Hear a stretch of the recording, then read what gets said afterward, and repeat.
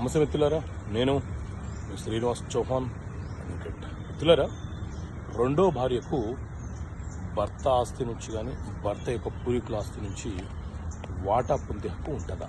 చట్టం ఏం చెప్తుంది? సో మిత్రులారా, మన దేశంలో హిందూ మ్యారేజ్ యాక్ట్ అనే చట్టం అమల్లో ఉన్నది.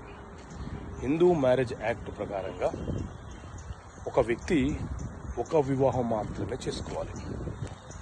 ఒకవేళ మొదటి భార్యకు విడాకులు ఇచ్చిన, మొదటి భార్య మరణించిన సందర్భంలో చేసుకునే రెండో వివాహమే చెల్లుబాటు అవుతుంది. ఆ వివాహానికి చట్టబద్ధత వస్తుంది. అలా కాకుండా మొదటి భార్య బ్రతికి ఉన్నప్పుడే రెండో వివాహము చేసుకుంటే రెండో భార్యకు భర్త యొక్క సొంత ఆస్తిలో కానీ భర్త యొక్క పూర్వీకుల ఆస్తిలో కానీ వాటా కోరే హక్కు ఉండదు. కానీ అదే రెండో భార్య పిల్లలకు భర్త యొక్క ఆస్తులపైన హక్కులు సంక్రమిస్తాయి. ఎందుకంటే వీరు చేసిన పొరపాటుకు పిల్లలు బాధ్యులు కాకూడదు అని చట్టం యొక్క భావన.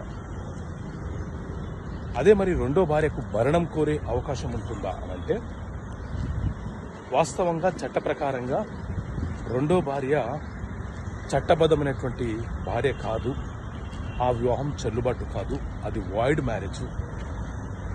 కానీ ఆయా సందర్భాలలో సుప్రీంకోర్టు ఇచ్చిన తీర్పుల ప్రకారంగా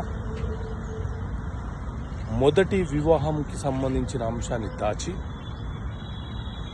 రెండో వివాహం చేసుకుంటే రెండో భార్య ఆ విషయాన్ని నిరూపించగలిగితే ఆ సందర్భంలో రెండో భార్య వాటా కోరే హక్కును కలిగి ఉంటుంది అని చెప్పి సుప్రీంకోర్టు ఆయా సందర్భాలలో ఆయా తీర్పునివ్వడం జరిగింది.